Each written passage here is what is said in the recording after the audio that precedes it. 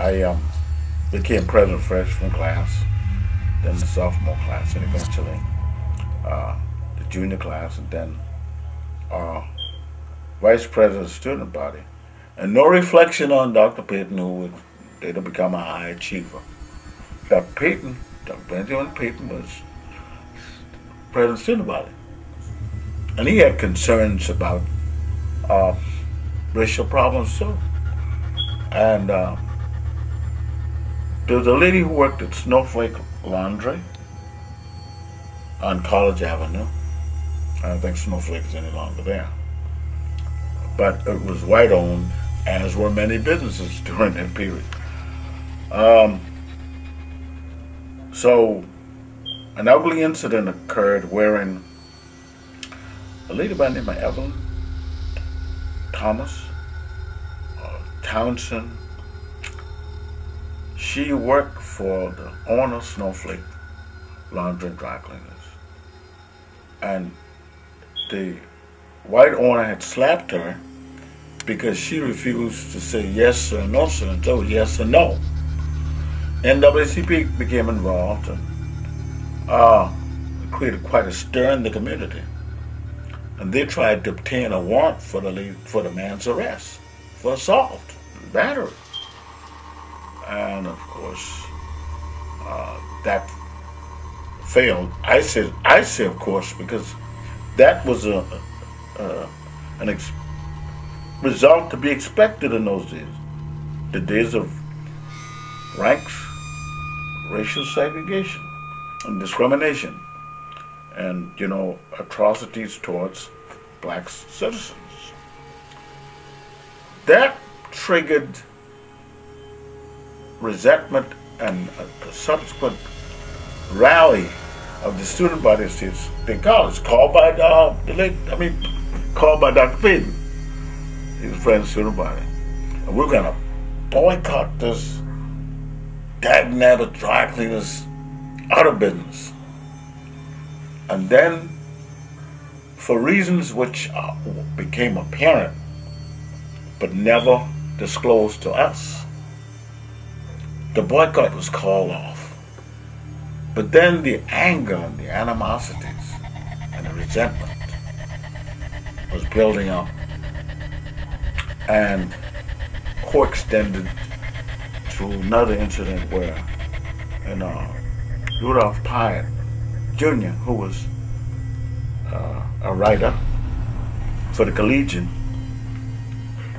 he always wrote some very scholarly articles about issues of the day.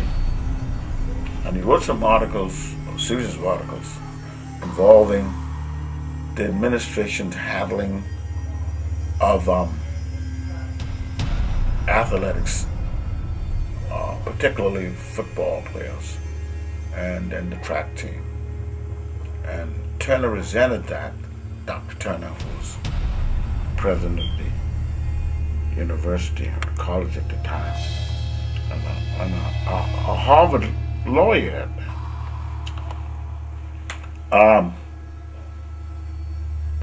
Florence,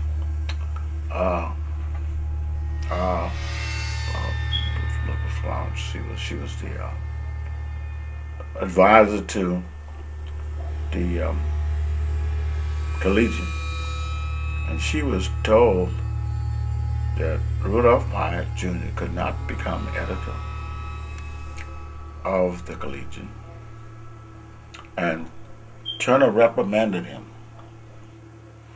So that became well known on the campus and resented. Then there was another incident. The late Dr. McMillan, I don't remember his first name. He was a professor of history at South Carolina State and had earned a doctorate degree from the University of Bonn in Germany. And he wrote a book entitled Negro Higher Education in South Carolina. Apparently, Dr. Turner, as president of the institution, where Dr. McMillan was employed, reviewed the book, and he, for lack of a better word, cautioned Dr. McMillan and warned him. You know, they like to call him neighbor. Don't publish that book unless I'm going to discharge you. I'm going to fire you. He said, neighbor, I'm going to publish it. And he published it. And so Dr. McMillan was fired. So you see, turmoil was building up because of the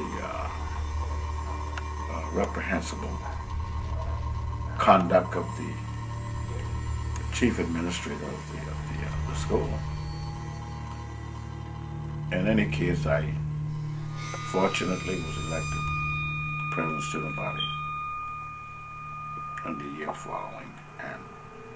And as a part of the custom of the school, the president of the student body came during freshman orientation to assist the coordinator of student orientation week, becoming familiar with university life.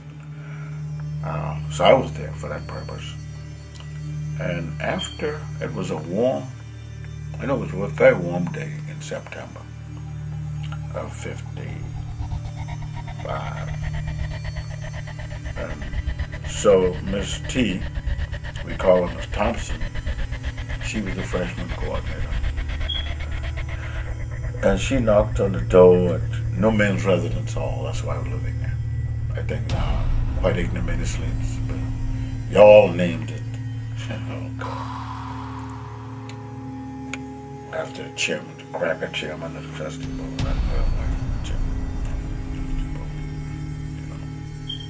we do things like that. Ironical. And she says that, Fred, 2 men are here to see you. They want to talk to you about something very important. It's Dr. Brother, the rector of Christ King Church, and Mr. Salton. I know him from just not going back and forth the station, but they ran the ESO, which later became Exxon. And Father Donlin, who's director of Christ the King Church. So they said, we're going to talk to you about something very serious matter. It was about blacks in Orangeburg who had signed a petition asking the Orangeburg School Board to comply with the 1954 decision of the from the United States Supreme Court, wherein the court ordered segregation, or at least the decision that segregation in the public school was no longer lawful and unconstitutional. And wouldn't you know it, the board not only rejected the petition, denied it, out of that effort, angry white businessmen formed what came to be known as the White Citizen Council, whose avowed purpose was to suppress blacks who sought to integrate school or public facilities, for that matter.